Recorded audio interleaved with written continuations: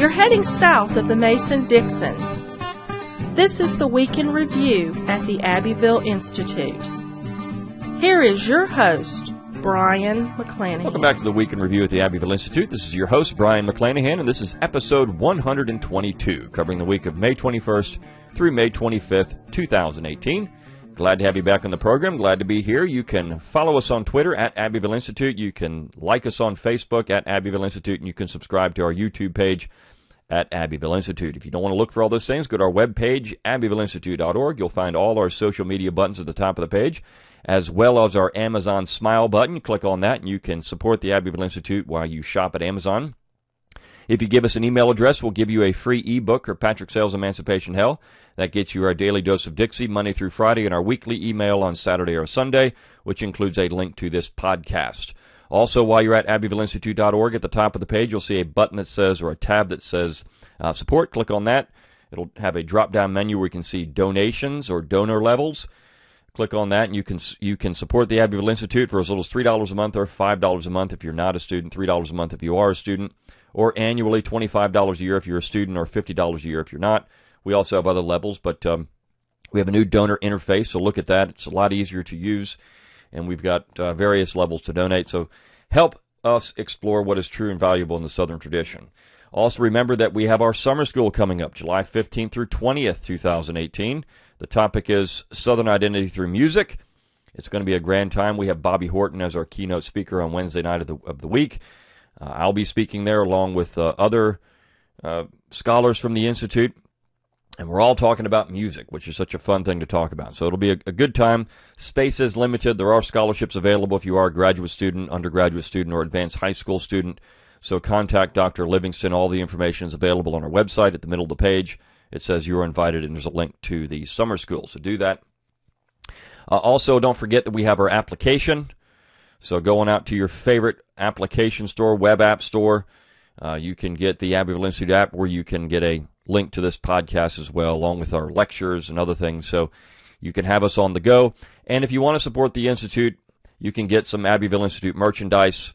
Also, where it says support, there's a little button that says shop. Click on that. It'll take you out to all of our merchandise, hats, T-shirts, polo shirts. We've got a lot of cool stuff. So go out and get your Abbeville Institute merchandise and support the Institute that way. Okay, let's talk about the material for the week.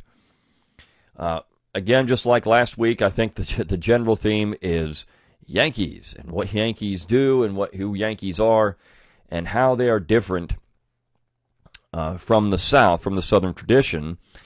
It's or at least their impact on America that's not necessarily felt, and people don't realize this, as they think a lot of things that happen in America are the result, or a lot of the quote-unquote bad things that happen in America are a result of the South. But when you look at so many things that have happened in America, and we'll say, we'll relegate this to two particular issues, and of course they have to do with race, but when you talk about slavery or Jim Crow segregation, what you find is both of those things, the North was complicit in all of it. In terms of Jim Crow, they invented it. Slavery, there was just as complicit in the South in terms of the slave trade. And the North, of course, all the colonies at the time of the American War for Independence had slavery. So this is an American institution, and these things are American problems, but you often don't hear that. And even after the war, the postbellum period, the North was very much involved in some of the issues that the South gets all of the critique for, which we're going to have a piece on Thursday that we published on Thursday about that. But certainly, Southerners don't really realize these things, and they're demonized for things they shouldn't be exclusively demonized for. And that's because the Yankee mindset is what it is. And the piece that we ran on Monday, I got a lot of views. A lot of people liked it, commented on it. This was a great piece. It was written by Alana Mercer, who was a well-known political pundit in a way. I mean, she's a writer, has written for all kinds of online publications. And this little piece is entitled Texas versus the Pacific Coast, Explaining the Yankee Mindset. Now, one of the things that one person commented on was the photo that we use for it. It's the image of Ichabod Crane from the 1949 Disney film of Legend of Sleepy Hollow? Well, that's because Ichabod Crane was the quintessential Yankee. This is the whole story, written by Washington Irving, is about that. It's about Ichabod Crane from Connecticut going into New York, and all the native New Yorkers wanted to get rid of this guy because he was a Yankee, and they weren't. And so this piece actually defines that quite nicely, because Miss Mercer uses Clyde Wilson's definition of a Yankee.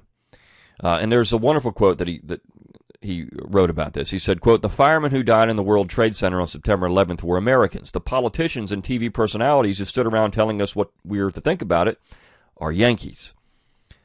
And so Clyde defines Yankees as, quote, "a peculiar ethnic group descended from New Englanders who can be easily recognized by their arrogance, hypocrisy, greed, lack of congeniality, and a penchant for ordering other people around."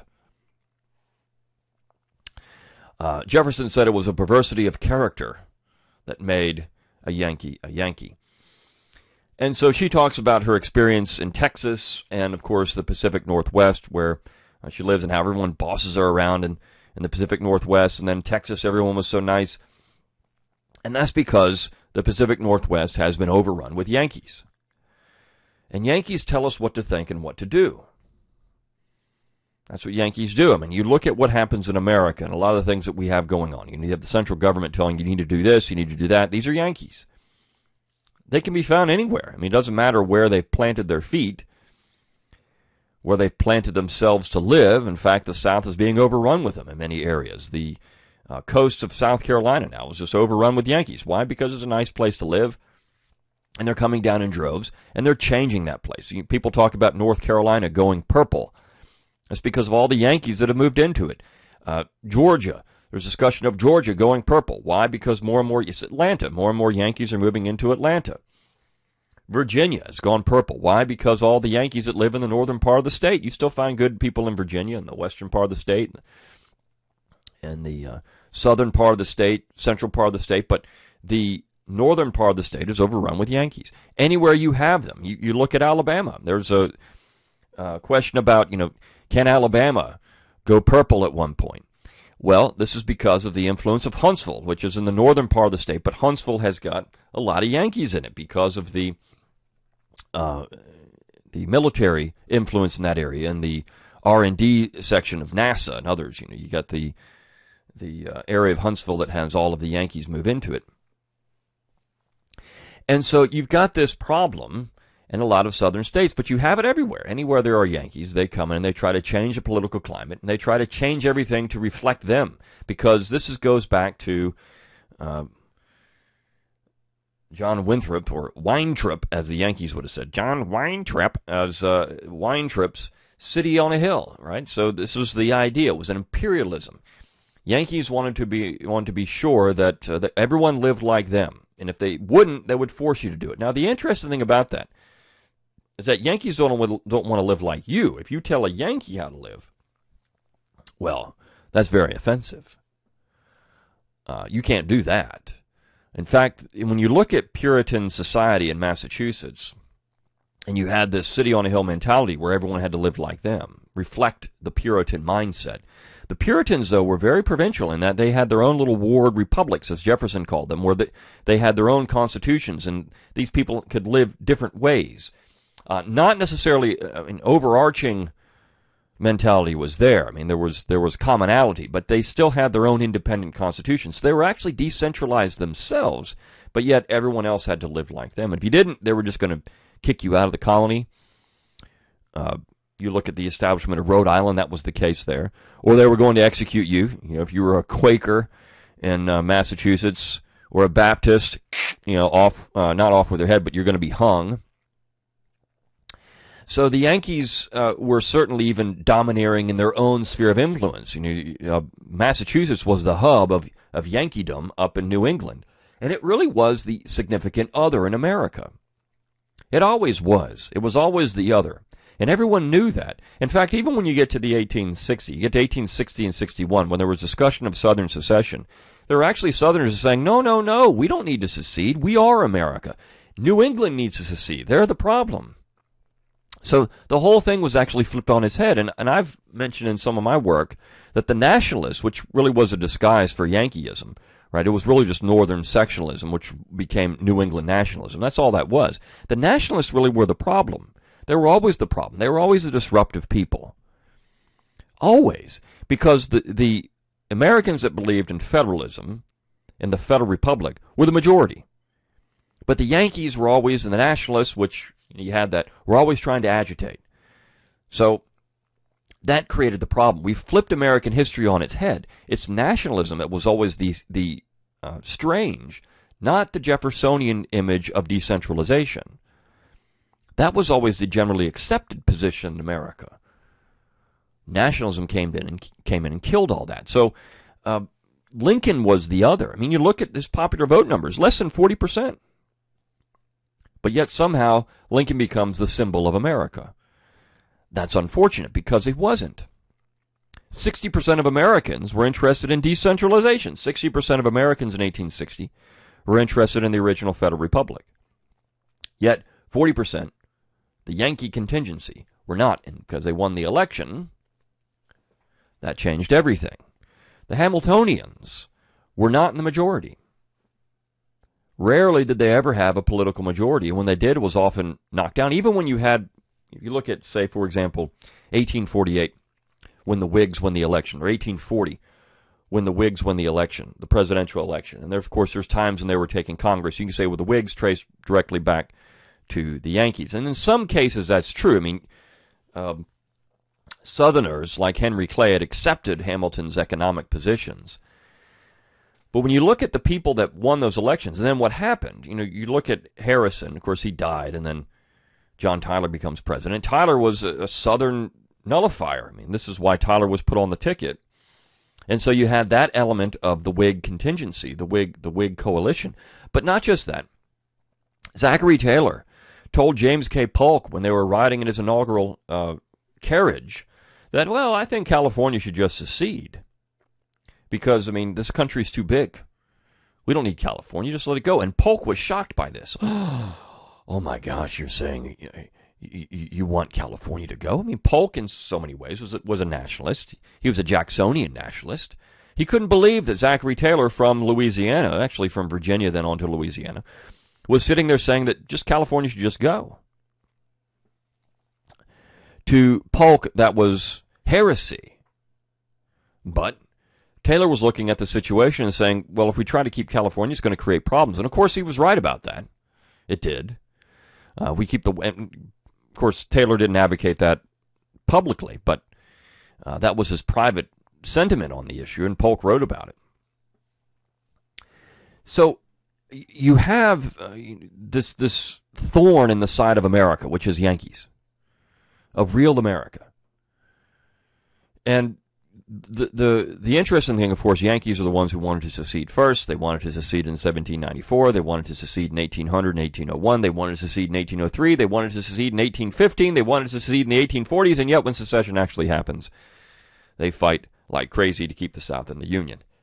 Now, not all of them. Some of them said, let the South go. This is what we wanted for years. But the majority couldn't stand it because then they couldn't tell the South what to do anymore.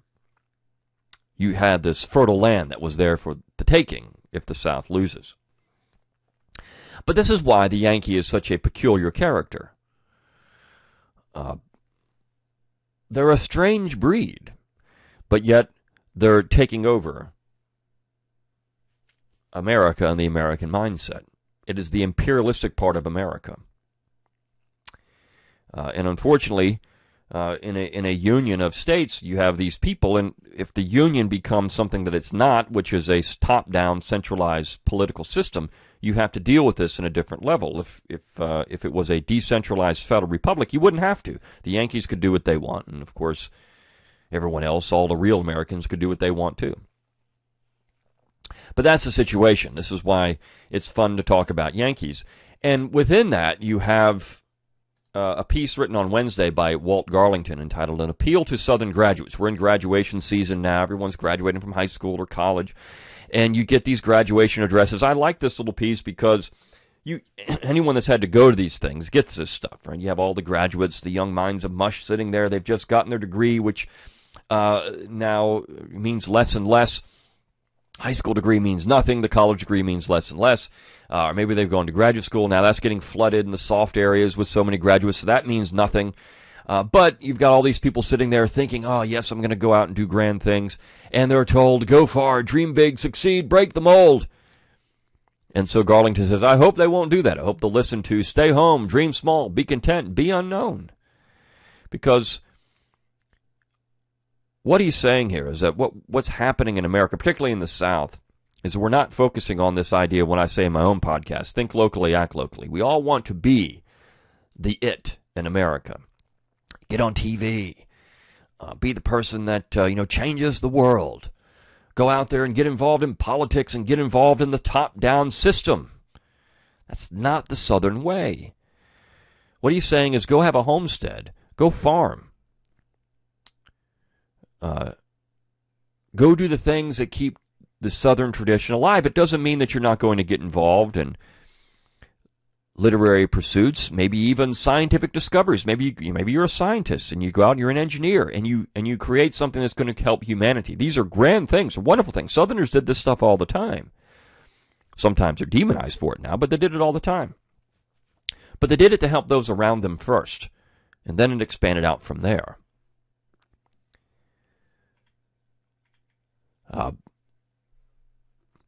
And he says the tradition the graduates must uphold is not the American, but the Southern tradition. This is a true culture. So uphold that tradition. Do not trade, he says, your Southern heritage for a mess of American pottage. Do not go where the jobs are, to Denver, Seattle, or even large un-Southern cities like Atlanta within the Southland. If you must go away for a time, come back as soon as you can. Apply yourselves to making the little neighborhoods, towns, and cities where you grew up thrive and flourish. Create community, because those communities are important. And that's something that we lose as we think outside the provincial. The provincial means something. It's okay to be provincial. It's okay to like your people. It's okay to like where you're from. Southerners do this better than anyone else. Don't think that you have to go somewhere else and then be swallowed up by this fake American society, this fake American culture. You don't have to do that, is what he's saying. And I think that's a wonderful message. When you go back and you look at medieval history, it's interesting. And Southerners, Ivanhoe was a very popular book.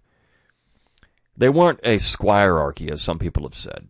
There was something different in the South. But one thing that you'll find that's interesting, if you go back and look at the Doomsday Book, which was the census taken by William of Normandy, what you'll find is that a large town had about 2,000 people in it. A large town in the medieval period. You would be born and die in the same town. You never would really go anywhere. And that's not to say that we should think about that. I mean, to have a pilgrimage, to go and see things, to understand things is an important part of being a well-rounded individual. You need that part, but you don't lose who you are. And so when you look at that and you look at medieval society, 2,000 people, that would be the size of a suburban neighborhood now. That was your entire town. That was your world. You had everything wrapped up into that. And there's a movement.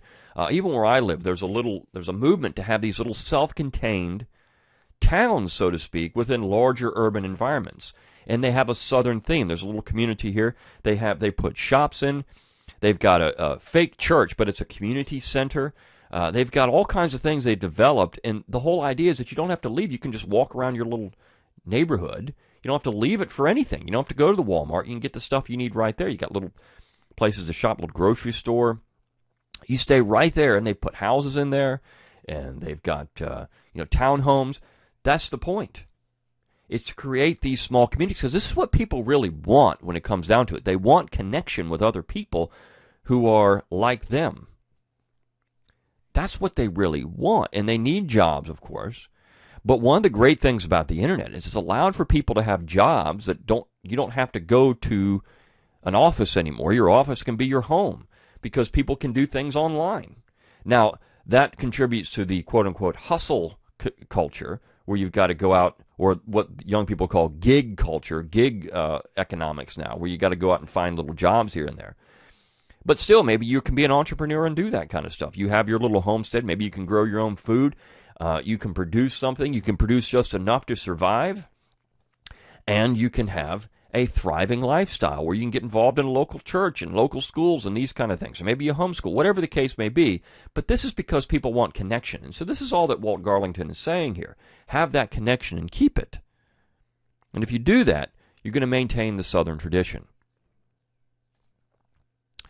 So when you look at nationalism outside of that, so think locally. Of course, what happens when you don't is this top-down system. You have all kinds of bad things come out of that. The piece on Thursday was about the Ku Klux Klan and how, and the image is wonderful. It's an image of Uncle Sam holding the U.S. flag with the Klan behind it. Right? Of course, you won't see that because it's always the Klan with the Confederate battle flag, actually the Navy Jack. But regardless, this is the image of the Klan in the 1920s, though. It was an American, more or less a Northern institution. You don't get that. You think that the Klan is always the South. No. And as John Marquardt Jack gets into, it was the North in the 1920s, the teens in the 20s, that really was pushing the Klan agenda. Not the South, it was the North. But you don't hear that. You don't hear that. In fact, you don't see the Klan march down Pennsylvania Avenue in Washington, D.C. You don't see that. It was the South that voted for a Catholic in Al Smith. It was the North that rejected him in 1928. This was a civics organization in the United States, particularly in the North. And you had millions of members in the 20s, all in the North, for the most part. I mean, you had Southern Klan members, of course, but the dominant area was the North. And so this is nationalism, because what did the Klan want? They were a progressive organization.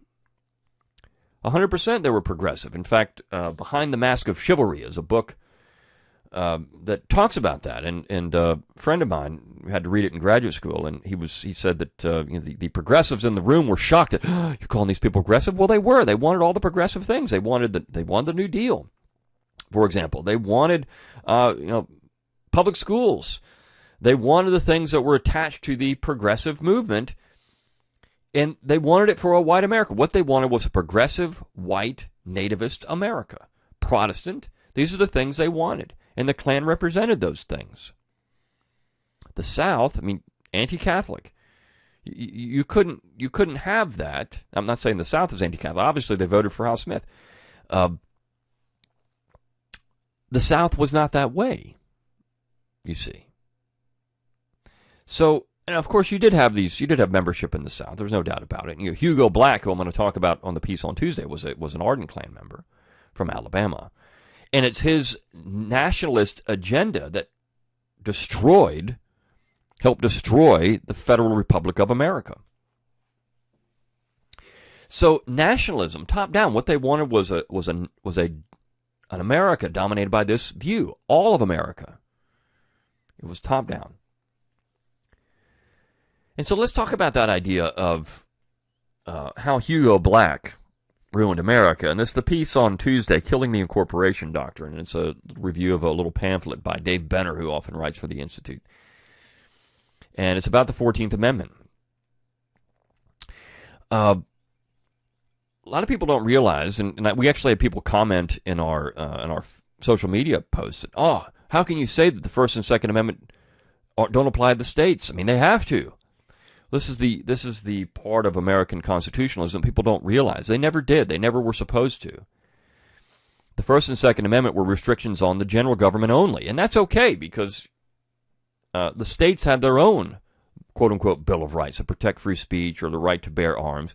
You find it in all your state constitutions. So the point was that the central authority cannot disarm you. Of course, it can arm you. It can require you to carry a weapon. It can do that. But it cannot say you can't carry a weapon. That was the point.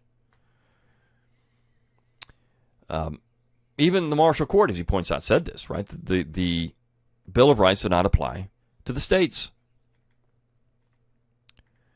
But it was Hugo Black who created this environment.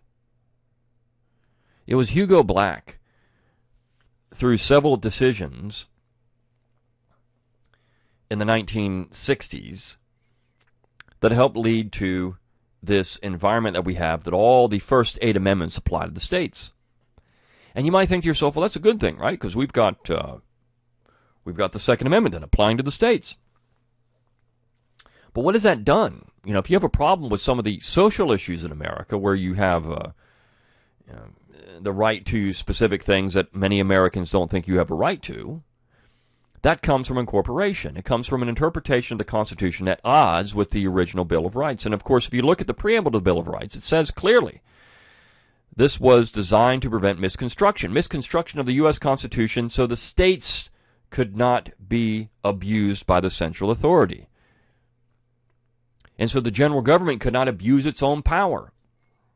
The general government, not the state governments. In fact, the state governments had all kinds of restrictions on free speech or these type of things, as the community reflected those things. I mean, I don't want to get into all the issues here. I tackle this in my How Alexander Hamilton Screwed Up America, in that book, in the second half of the book. But the incorporation doctrine is disastrous for the Federal Republic. It's the top-down, one-size-fits-all creation of the nationalists, and it's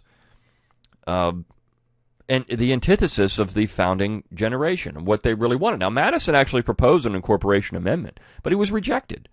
Nobody wanted that. Nobody thought that was necessary, because the states already protected civil liberties. You didn't need something saying the general government was going to do this. And one of the things that was, of course, New England states, let's go back to New England. New England had state-established churches. If they thought that the First Amendment had applied to New England, they wouldn't have had those state-established churches. They wouldn't have ratified the amendment. But they knew it didn't. Pennsylvania had fairly heavy restrictions on gun ownership, for example, in the founding period. So this is the unknown part of American constitutionalism, that you had a federal republic. The states could do things that the general government couldn't. And so when you talk about, there's questions at times, about free speech in certain states or freedom of the press, well, the states could regulate those things as they saw fit. In fact, when the Sedition Act was passed by Congress in 1798, Nathaniel Macon said, this is stupid.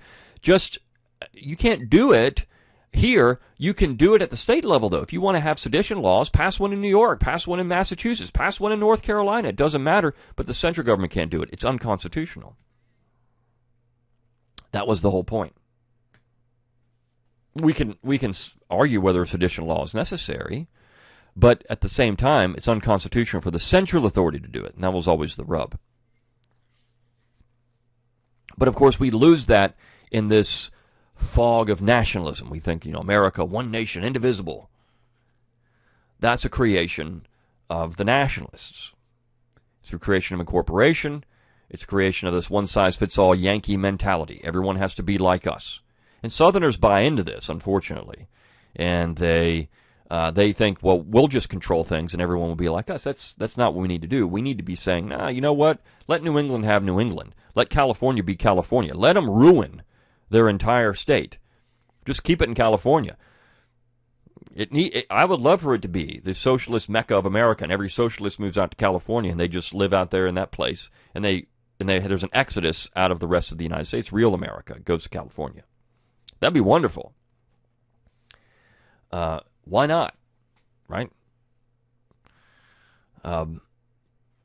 So this is, as Ryan points out in this is, the problem is that when you have this incorporation climate, then anything goes. I mean, as soon as one federal judge says that's protected under the Bill of Rights, well, then every state has to comply, even if it's something that's completely alien to the culture of the people in that state.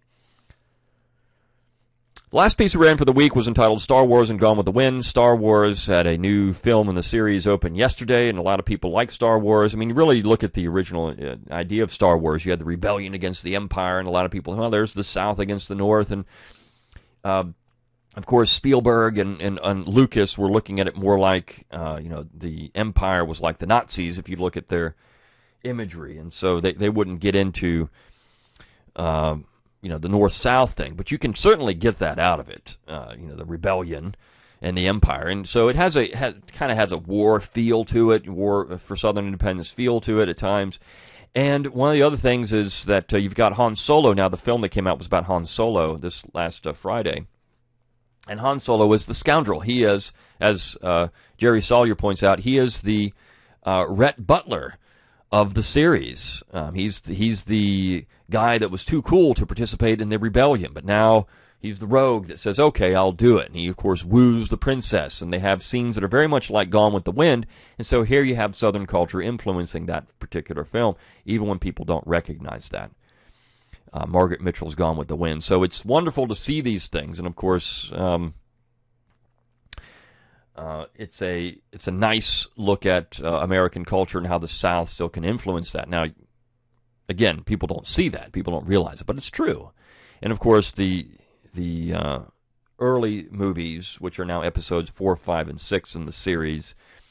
We've had episodes 1 through 3 produced, the prequels. Now we've got the sequels. We've had 7 and 8 and 9 coming out, I think, next year.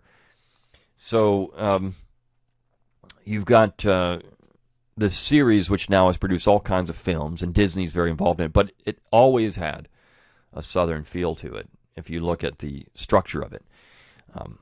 So the South is influential still in modern American culture. All right, well, I hope you enjoyed this week at the Abbeville Institute. Until next time, good day.